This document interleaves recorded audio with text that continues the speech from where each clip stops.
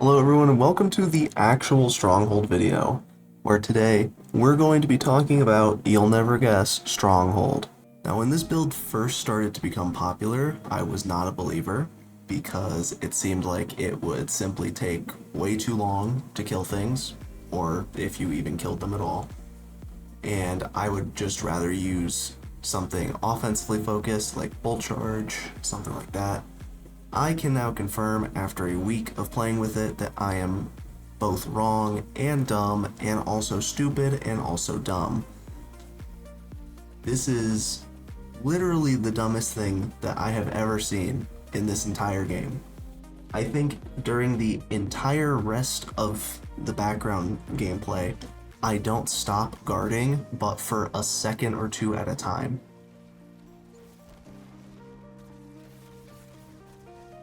So how do we do it? The first part is Stronghold, obviously. This exotic lets you guard with your sword forever, gives you massive DR while you're blocking, and gives you restoration when you hit something after blocking damage, which consumes stacks of perfect guard. This restoration that it gives you is actually Resto times 2, which is basically just restoration, but it doesn't suck. These have never really been a bad or a bugged exotic.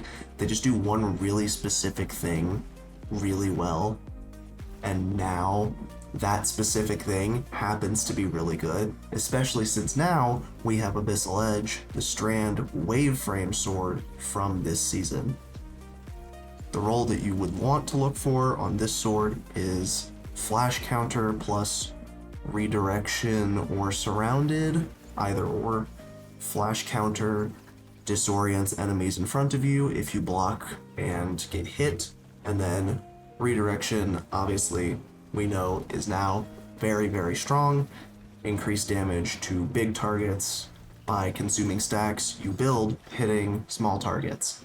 Surrounded is also a pretty viable option here, just given the nature of how you're going to be using a sword and walking up to things while blocking, but I've personally been preferring Redirection since you're able to hold the stacks and it's not so conditional. The other important thing during episode Heresy specifically is making use of the Power of Ambition mod on the sword, which will give your sword both overload stun capabilities and it does damage over time. For our artifact, we're just grabbing literally every strand mod, especially to shreds, which will increase the damage we do with our unraveling rounds.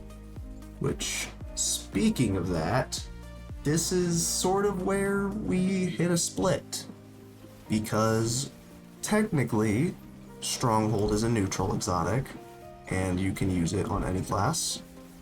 Arc Strand and Prismatic are the apparent frontrunners for this, but there are versions of this build on every class.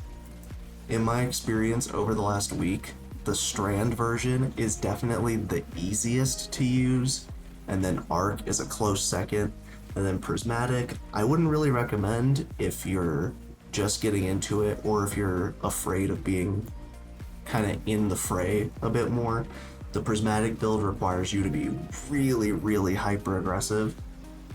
I'm just going to focus on the Strand one for this video, but I would definitely encourage you to explore every element, since there is also a sword that surge matches, and each of them offers something a little bit different.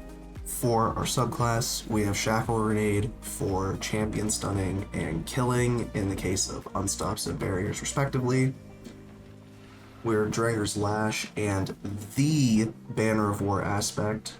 No Into the Fray on this one, since we have to shreds this season, but in the future, Dranger's Lash might be rotated out and just relying on Shackle Grenade, but for now, Dranger's Lash, pretty solid. To shreds, providing us with high woven mail uptime, as well as Threat of Warding, speaking of which, like I just said, Threat of Warding for woven mail, as well as Mind and Continuity, for fueling our class ability and also keeping all of our debuffs on for a longer time. For the last fragment, I like Generation, personally. I just like having my grenade up that much more often. Rebirth and Transmutation also seem like solid picks. The only one that you definitely shouldn't use is Propagation, since the blocking and flash counter kill does not count for giving you unraveling rounds with this fragment. It would seem like it does because flash counter triggers restoration, but I guess Bungie hates fun or something. In our armor, we're keeping it pretty simple with a strand siphon in the helmet for unraveling orbs, and either a heavy or special finder. I prefer special since I haven't really found myself running out of sword ammo for any reason. If you are, then you're probably not using it correctly or you're overusing it. In the gloves, I would take 2 bolstering detonations to keep our class ability topped off for champ stuns, as well as a harmonic loader, since I tend to roll with imminence when I'm doing this.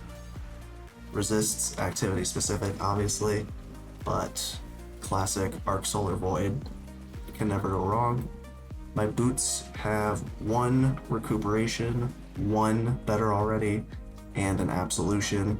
You could probably get rid of the first 2 pretty safely, but I just like having them around.